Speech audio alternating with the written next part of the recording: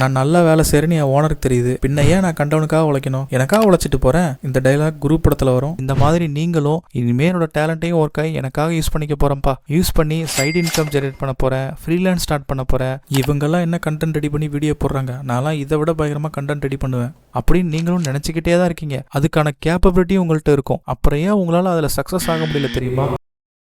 Start பண்ணிட்டு உங்களால் ஏன் கன்சிஸ்டண்ட்டாக செய்ய முடியல தெரியுமா? இந்த மாதிரி உங்களோட எல்லா கேள்விக்கும் இந்த வீடியோவில் சொல்லப்பட்டிருக்க 3 சிம்பிள் டெக்னிக்ஸ் மூலமாக உங்களுக்கு கிளியரான ஒரு கிளாரிட்டி கிடைக்கும். வீடியோக்குள்ளே போகிறதுக்கு முன்னாடி இந்த மாதிரி யூஸ்ஃபுல்லான கண்டென்ட்டை தெரிஞ்சுக்க சேனலை சப்ஸ்கிரைப் பண்ணிக்கோங்க. Start before you ready.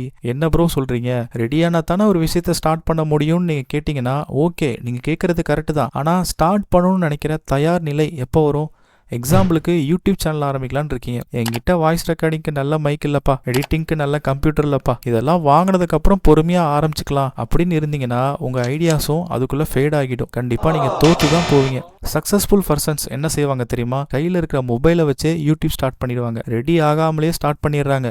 அதுதான் அவங்க சக்சஸ் ஃபார்முலா. உங்ககிட்ட என்ன இருக்கணும் தெரியுமா? என்ன ப்ராப்ளம் வந்தாலும் என்னோட கோலை சக்சஸ்ஃபுல்லா செஞ்சு முடிப்பேன் அப்படிங்கிற ஃபயர் தான் இருக்கணும். இந்த விஷயம்லாம் இருந்தால் தான் நான் செய்வேன் அப்படிங்கிற எண்ணம் இருக்கவே கூடாது. Don't tell to every one. உன்னால காலையில சீக்கிரமா கூட எந்திரிக்க முடியல, நீ எல்லாம் எங்க ஜிம்முக்கு போய் வெயிட் லாஸ் பண்ண போற அப்படின்னு உங்க வெயிட் லாஸ் பண்ற கோலை யாராவது கேவலமா பேசினாங்கன்னா அவங்க மேல இருக்க வெறுப்பு காரணமா ஒரு 2 வாரம் ப்ராப்பரா ஜிம்முக்கு போவீங்க. எதுக்கு? அவங்க சொன்னது தப்புன்னு நிரூபிக்க. அதுக்கப்புறம் உங்கள் கன்சிஸ்டன்சியும் மோட்டிவேஷனும் குறைஞ்சி போயிடும். உங்கள் கோல்ஸ் மேலே உங்களுக்கே இன்ட்ரெஸ்ட்டும் மோட்டிவேஷனும் இல்லைனா ஃபெயிலியர் தான் ஆவீங்க. என்ன அவங்க கேவலமாக பேசலை, பதிலுக்கு பாராட்டுறாங்க, வாவ் சூப்பர்ரா, நீ கண்டிப்பாக செஞ்சு முடிப்ப அப்படின்னு மற்றவங்க உங்களை பாராட்ட உண்மையாகவே நீங்கள் அந்த கோலை அடைஞ்சிட்டிங்கன்னு உங்கள் பிரெயின் ஒரு ஃபீலை கிரியேட் பண்ணிடும். நீங்கள் கன்சிஸ்டண்ட்டாக செய்கிறதுக்கான வாய்ப்பும் குறைஞ்சி போய் அதுவும் ஃபெயிலியரில் தான் போய் முடியும். சரி, என்னதான் ப்ரோ நான் பண்ணுறது அப்படி நீங்கள் கேட்டிங்கன்னா உங்களோட ஃபுல் எனர்ஜியும் எஃபோர்ட்டையும் நீங்கள் செய்ய வேண்டிய விஷயத்தில் போடுங்க.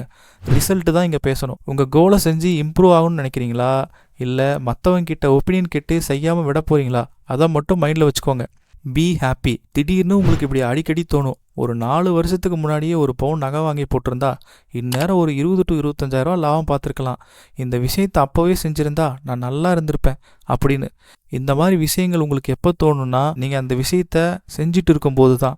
4 வருஷத்துக்கு முன்னாடியே நீங்கள் கோல்டு சேவ் பண்ண முடியாமல் போனதுக்கு நிறைய ரீசன் இருக்கலாம். அதை நினச்சி ஃபீல் பண்ணாமல் நேற்றை விட இன்னைக்கு எவ்வளோ பெட்டராக இருக்கும் அப்படின்னு நினச்சி உங்களை நீங்களே மாறுத்தட்டி சந்தோஷப்பட்டுக்கோங்க. இந்த வீடியோ பார்த்துட்டு ஆக்ஷன் எடுத்தீங்கன்னா ஐ எம் ஸ்டார்டிங் டுடேன்னு கீழே கமெண்ட் பண்ணுங்கள். நாளைக்கு ஆரம்பிக்கலாம்னு யாராவது நினச்சிங்கன்னா இந்த வீடியோவை மறுபடியும் பாருங்கள்.